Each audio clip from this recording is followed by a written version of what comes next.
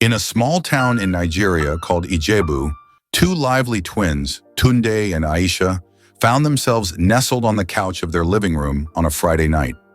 They were excitedly watching a popular American movie that was rated for people over 18. The thrilling scenes had them completely captivated, and they were too wrapped up in the story to think about the warnings that came with the movie. As the plot thickened and more intense scenes played out, their mother, Mrs. Adalek, walked into the room. She paused, looking at Tunde and Aisha with a mix of concern and surprise. "What are you two still doing awake at this hour?" she asked, her brow furrowed. "Do you know what time it is?" "Just a little longer, Mom," Tunde begged, his eyes glued to the screen. "Yeah, Mommy, this movie is so interesting," Aisha chimed in, her excitement bubbling over. Before Mrs. Adalek could respond, their father, Mr. Adalek, strolled in, stretching his arms. "Let them be, honey. They just turned 18 last week. Tomorrow is Saturday and they don't have school," he said with a chuckle. "Thanks, Dad," the twins shouted in unison, grinning from ear to ear. Mrs. Adalek hesitated, still feeling uneasy. "I really don't think this is appropriate."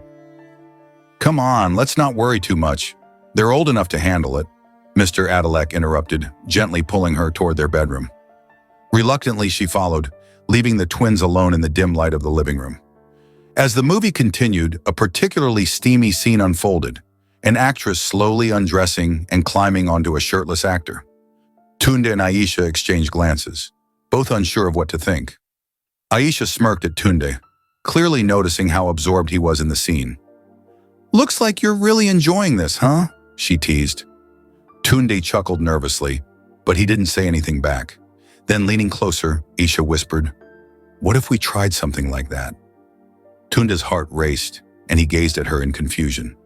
"What do you mean?" he stammered. "You know," she said softly, her fingers drawing circles on his arm. A mix of fear and curiosity began to swirl in his mind. "Tunde, wait," he finally said, shaking his head. "This isn't right. We're siblings." "Don't be such a baby. They did it in the movie," she pouted back. Suddenly feeling overwhelmed, Tunde stood up abruptly. "No, Aisha, this is wrong." Without another word, he hurried to his room, leaving Aisha sitting on the couch, her thoughts swirling.